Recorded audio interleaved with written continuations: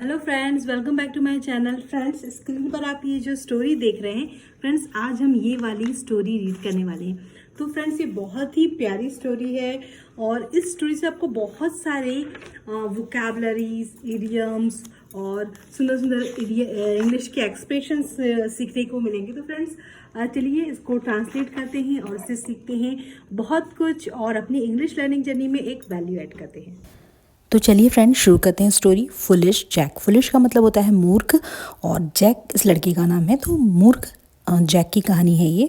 तो हम यहाँ पर रीड करते हैं। ये आपसे पूछ रहे हैं कि have you ever done something so foolish that it got into trouble. Friends, ये जो सेंटेंस बना है प्रेजेंट परफेक्ट टेंस से।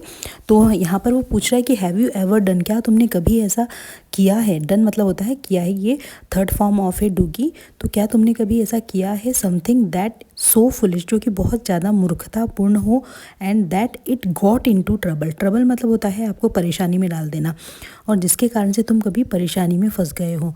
डू यू थिंक, क्या तुम जानते हो, क्या तुमने कभी सोचा है। Foolish act. फुलिश एक्ट मतलब होता है मूर्खतापूर्ण किया हुआ काम। Can also bring happiness. Can also bring happiness. Bring happiness मतलब तुम्हें खुशियाँ दे सकता है। तो क्या आपने कभी सोचा है कि आप कोई मूर्खतापूर्ण काम करें और वो तुम्हें खुशियाँ दे। तो ये सिंपल प्रेजेंट टेंस का सेंटेंस है। Do you think a foolish act can also bring happiness. Read this story to find out. इस स्टोरी को पढ़ो और जानो। वंस अपॉन अ टाइम, एक समय की बात है, there was a young man called Jack. एक यंग मैन रहता था, जवान लड़का रहता था जिसका नाम था Jack. He lived with his mother in a dairy cottage. वो अपनी माँ के साथ में एक डेयरी कॉटेज में रहता था। डेयरी मतलब होता है फ्रेंड्स सैड और डल, जो कि एकदम अंधकार से भरा हुआ डल टूटा फूटा झोपड़ी। कॉटेज मतलब होता है झोपड़ी।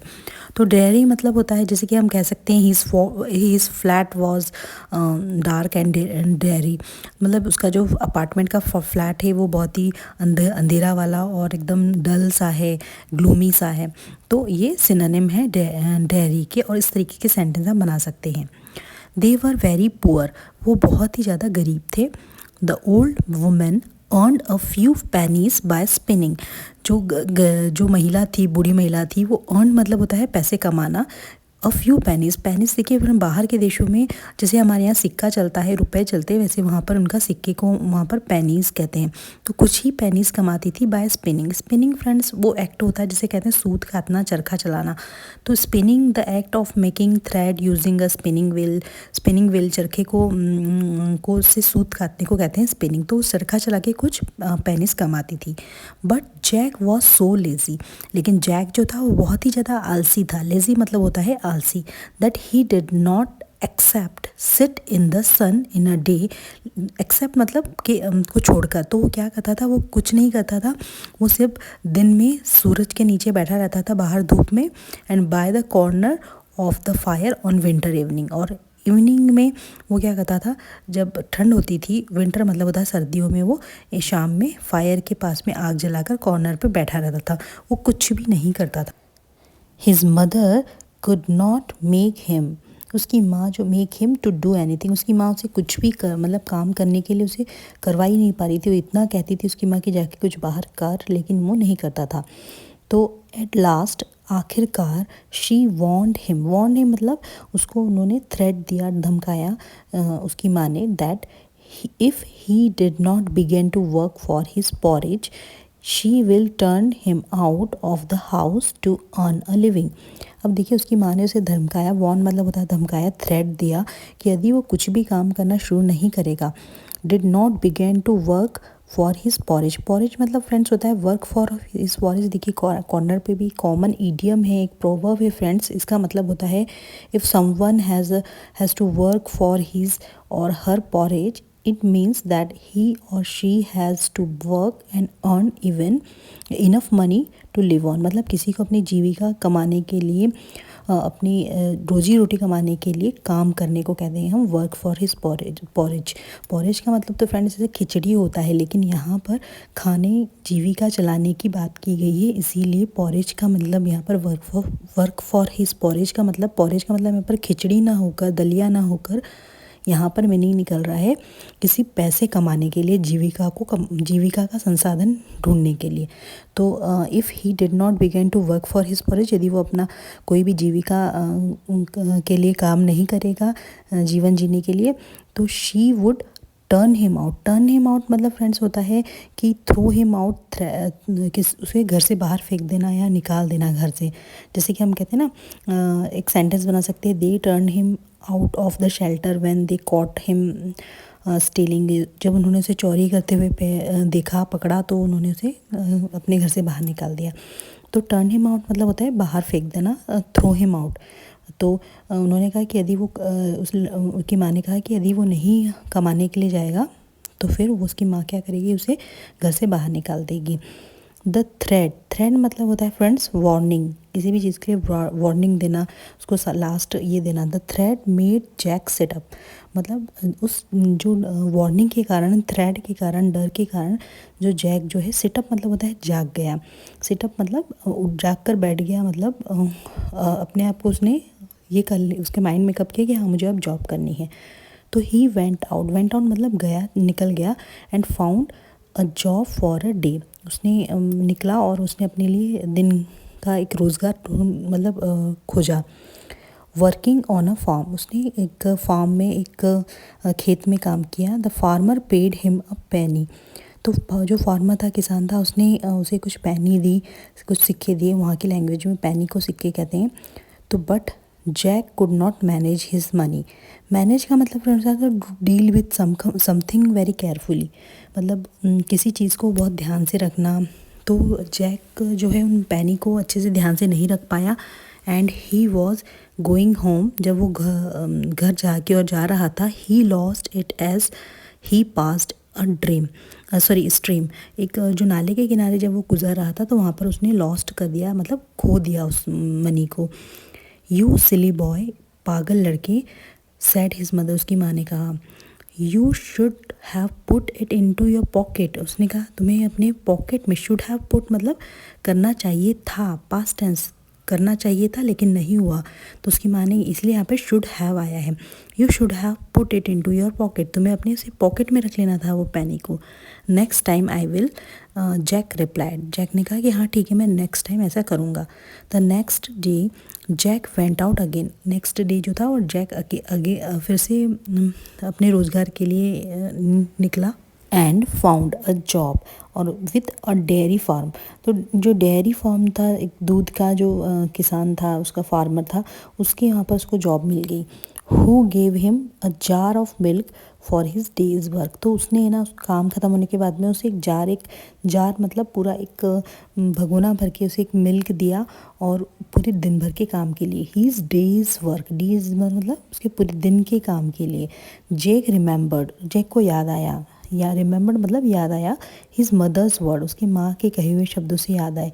उसकी माँ ने कहा था कि उसको पॉकेट में रख लेना पेनी को, तो वही वाले वर्ड उसको याद आए, क्योंकि ये फुलिश था, तो मूर्ख था। तो ही टुक द जार, उसने जार लिया, and put it into the large pocket of his jacket, और उसने अपने जो बड़ा उसका जैकेट का पॉकेट था ना, उसके अंदर भर दिया।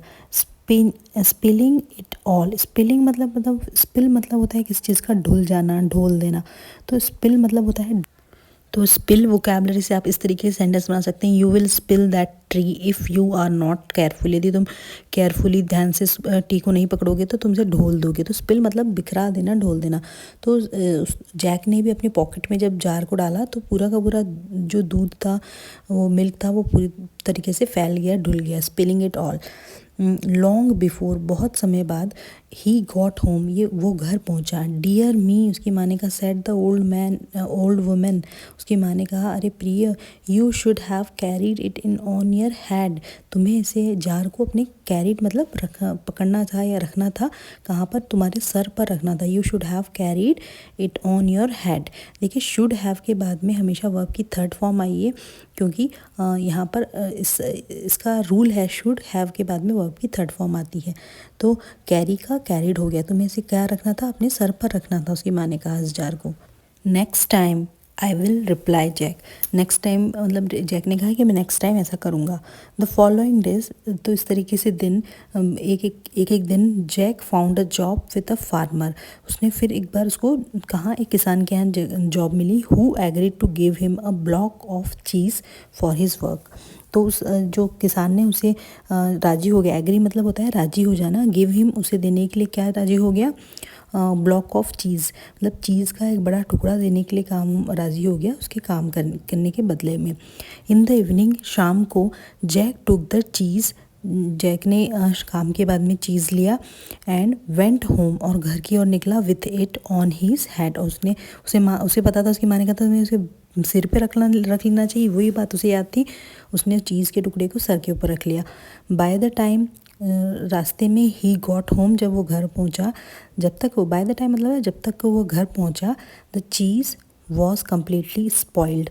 दो स्पॉइल्ड का मतलब होता है ख़राब हो गया था पूरी तरीके से। कम्प्लीटली मतलब पूरी तरीके से वो स्पॉइल्ड मतलब ख़राब हो चुका था जब वो घर पहुंचा। पार्ट ऑफ इट मतलब उसका आधा पोर्शन था। जो वॉज लॉस्ट मतलब वो ख़त्म हो चुका था। And the part of it, और जो आधा बचा हुआ था, वह stuck to his hair. Stuck मतलब होता है चिपकना। तो उसके आधा पोर्शन जो था वो ख़त्म हो गया था और आधा उसके बालों में चिपका हुआ था, क्योंकि उसने चीज़ के पीस को सर पे रख लिया था। You good for nothing boy, said his mother. उसकी माँ ने कहा तुम, देखिए गुड फॉर नथिंग मतलब होता है of no use, no use. तो उसने कहा तुम किसी काम के नहीं हो। गुड फॉर नथिंग मतलब तुम किसी भी काम के नहीं हो। उसकी माँ ने कहा you should have carried it carefully in your hand. तुम्हें उस चीज़ के टुकड़े को केयरफुली, ध्यान से अपने हाथ में रखना था, सतर्कता से। उसकी माँ ने कहा next time I will reply Jack ने कहा ठीक है मैं नेक्स्ट टाइम ऐसा कर लूँगा। द डे आफ्टर, कुछ दिनों बाद, Jack found a job. Day after मतलब अगले दिन। Jack found a job with a baker के यहाँ एक उसको जॉब मिली। Who would give him nothing for his work but a large tomcat। वो उसने कहा कि मैं कुछ और नहीं दूंगा, लेकिन मैं तुमको उस काम के बदले में एक बिल्ला दूंगा। जो बिल्ली होती है उसका मेल वर्जन होता है ना, जो बिल्ला दूंगा, टॉमकेट दूंगा। तो जैक टुक द कैट, तो जैक ने काम किया और फिर उसने उसको टुक मतलब होना है लिया। उसने टेक का सेकंड फॉर्म ऑफ वर्ब है। तो उसने बिल्ले को लिया and carried it very carefully in his hand. अब माँ ने कहा था कि हाथ में पकड़ना है, तो उसे वो वाली बात याद थी, अपना दिमाग उसने यूज़ किया नहीं। तो carried it very in carefully in his hand, उसने अपने हाथ में पकड़ा। But in a short time मतलब कुछ ही समय के बाद में, किंतु कुछ ही समय के बाद में the cat scratched him. Scratched मतलब उसने नोच लिया बिल्ला ने। सो मच बहुत ज़्यादा उसने नोच लिया that he was forced to let it go मतलब उसे जाने दिया।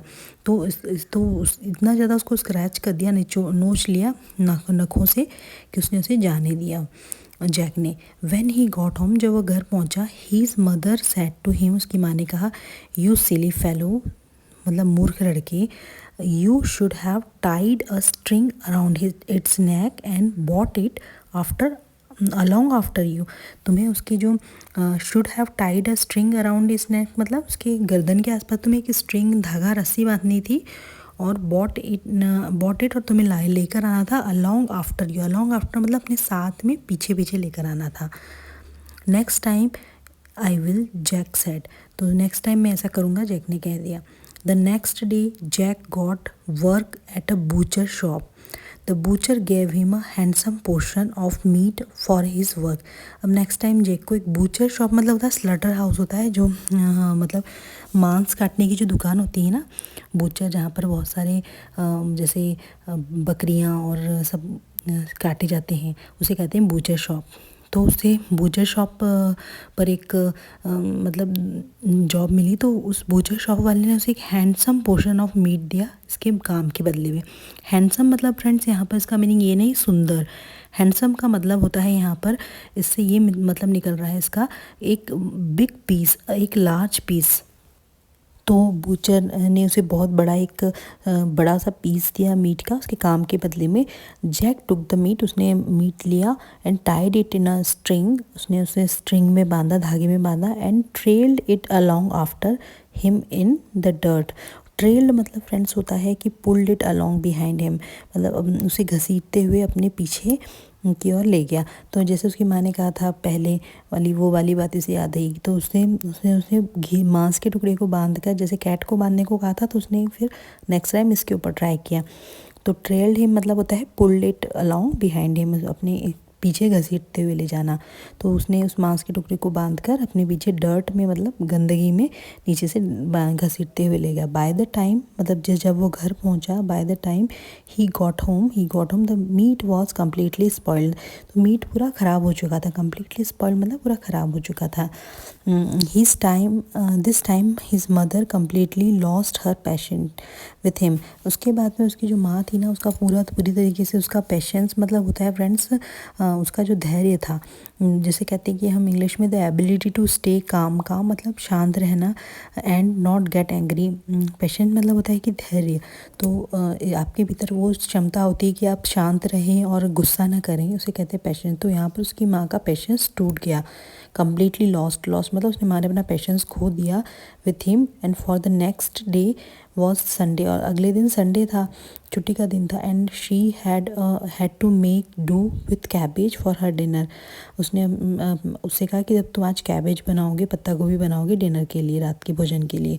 तो यू फुल, उसने कहा मूर्ख। शी सेड टू हर सन, उसने अपने माँ से उसने अपने बेटे से कहा, you should have carried it on your shoulder. उसने कहा अरे तुम्हें वो मांस की टुकड़ी को अपने शोल्डर पे, कंधे पर रख के लेके आना था। Next time I will reply Jack. Jack ने कहा मैं नेक्स्ट टाइम ऐसा करूँगा। ऑन मंडे को Jack went out once more and found a job with a cattle farmer. तो फिर से वो जॉब के लिए निकला, और उसे कहाँ पर जॉब मिली, एक कैटल मतलब जो पशु पक्षियों का जो फार्म हाउस होता है ना, वहाँ पर उसको कैटल फार्मर के यहाँ उसको जॉब मिल गई। Who gave him a donkey for his trouble। देखिए उसने for his trouble का मतलब होता है कि for doing work, मतलब in a trouble मतलब जब आपके पास में कोई आप मुसीबत में हो, उस समय आपको काम करने के लिए कुछ मतलब साधन मिल जाए। for doing the work मतलब यदि आप का कोई काम नहीं हो पा रहा है, तो वहाँ पर उस संकट के समय में आपके कुछ काम आ जाए। तो उसने कैटल जो फार्मर था, उसने एक डोंकी दे दिया, उसको गधा दे दिया कि ट्रबल के समय में वो इस डोंकी को यूज़ कर पाए। ऑल्दो हालांकि जैक वॉज स्ट्रॉन्ग, जैक बहुत ही स्ट्रॉन्ग था, मजबूत था। He found it difficult to hoist the donkey on his shoulder. देखो जैक बहुत स्ट्रॉन्ग था, लेकिन हॉस्ट का मतलब फ्रेंड्स होता है लिफ्ट, रेस करना, लिफ्ट करना, उठाना, कंधों पर उठाना। लेकिन उसको बहुत गधे को कंधे पर उठाने में, शोल्डर्स में उठाने में उसको थोड़ा दिक्कत हो रही थी, क्योंकि उसकी माँ ने लास्ट टाइम कहा था कि कंधे पे उठाने का, तो उसे वो वाली चीज़ याद थी। तो ही फाउंड इट डिफ़िकल्ट मतलब उसे जो है उस समय दिक्कत हो रही थी to hoist the donkey on his shoulders. उसे डोंकी को शोल्डर्स में लिफ्ट करने में, उठाने में दिक्कत हो रही थी। बट ही मैनेज्ड, पर उसने उसे टैकल कर लिया, मैनेज किया। And began to walk home slowly with his prize. उसने सोचा और अपने घर की तरफ निकल गया, वॉक करते हुए धीरे धीरे। उसकी माँ खुश हो जाएगी। अलॉन्ग द वे, जो रास्ते में there lived a rich man, वहाँ पर एक बहुत ही जो है धनवान आदमी रहता था। विथ हीज ब्यूटीफुल डॉटर, जो उसकी बहुत खूबसूरत लड़की थी, उसके साथ में रहता था एक धनवान आदमी। तो शी कुड नीदर हियर और स्पीक, वो ना तो बोल सकती थी और ना ही सुन सकती थी। She had never laughed in her life, उसने अपनी ज़िंदगी में कभी हंसा भी नहीं था। लाफ्ड मतलब होता है हंसना, उसने ज़िंदगी में कभी हंसा भी नहीं था। The doctor said she would never speak until someone made her laugh, और वो डॉक्टर ने ऐसा कहा था कि वो कभी भी बोल नहीं पाएगी, अंटिल मतलब जब तक कि somebody कोई मेड हर लाफ, उसे ना हंसा दे ज़ोर से। तो ये डॉक्टर ने कहा था कि यदि उसे कोई ज़ोर से ना हंसा दे तो वो कभी भी ज़िंदगी भर बोल नहीं पाएगी। She would never speak. Many had tried, मतलब बहुत लोगों ने इसे ट्राई किया, बट हैड फेल्ड, लेकिन वो सफल नहीं हुए। ट्राई मतलब कोशिश करना, फेल मतलब असफल होना। तो ये देखिए पास्ट परफेक्ट टेंस से सेंटेंस बनाई। मैनी हैड ट्राइड, हैड के बाद में वर्ब की थर्ड फॉर्म आई है। तो many had tried but had failed, वो असफल रहे। The girl's father had promised to offer her hand in marriage to the first man who could make her laugh. उसके जो पिता थे उन्होंने ये प्रॉमिस किया था, had promised to offer her hand, मतलब उसका हाथ देंगे, इन मैरिज शादी करवाएंगे, टू द फर्स्ट मैन, वो जो पहला इंसान होगा, who could make her laugh. Who could make her laugh मतलब जो उसे हंसा पाएगा, तो उसका हाथ वो उसको दे देंगे, उससे शादी करवा देंगे। This young lady was looking out of the window. जब तो ये जो यंग लेडी थी, जो जवान लड़की थी, वो वॉज लुकिंग आउट मतलब बाहर देख रही थी, कहाँ से, खिड़की से बाहर झांक कर देख रही थी। When Jack walked by with the donkey on his shoulders, तो जब वो शोल्डर में गधे अपने कंधों पर गधे को सर पे रख के जा रहा था कंधे पर, तो ये लेडी जो है खिड़की से झांक कर देख रही थी। It's legs up in the air, जो गधे के जो पैर थे वो तो हवा में उड़ रहे थे। The sight was so comical. देखो साइट मतलब होता है scene, a scene that you see, जो दृश्य जो आप देखते हैं ना, साइट उसको कहते हैं। तो वह सो कॉमिकल मतलब फ़नी था, बहुत ही मज़ेदार था, एंड स्ट्रेंज, बहुत ही अजीब था। That the girl burst out in a great fit of laughter. Burst out मतलब फ्रेंड्स होता है सडनली और लाउडली लाफिंग, स्टार्ट लाफिंग, तो मतलब बहुत ही सडनली मतलब अचानक से बहुत ज़ोर से हंस देना। और ग्रेट फिट ऑफ लाफ्टर मतलब होता है जब कोई दिल से हंसता है ज़ोर से, where someone is laughing heartily and deeply, बहुत ही गहराई से और दिल से हंसता है ना, दिल खोल के, उसे कहते हैं burst out in a great fit of laughter, मतलब बहुत ही गहराई से जो हंसा। तो जब उसने देखा कि वो गधे को कंधे पे उठा के ले जा रहा है और गधे के पैर हवा में लटक रहे हैं, गधा ढेंचू ढेंचू कर रहा है, तो वहाँ पर उसने उसकी जो हंसी छूट पड़ी, और इतनी ज़ोर से हंसी छूट पड़ी कि शी इमीडिएटली मतलब तुरंत ही स्टार्टेड स्पीकिंग, वो बोलने लगी। वो बोल नहीं पाती थी, and could hear everything too, और जो सुनने भी लगी वो। तो इट्स अ मिरेकल। मिरेकल मतलब फ्रेंड्स होता है एक, जो बोलते हैं ना आश्चर्य होना, एक चमत्कार हो जाना। तो wonderful happening that can not be explain, जो ऐसी कुछ चमत्कार होना जिसे कि हम बयां नहीं कर सकते शब्दों में।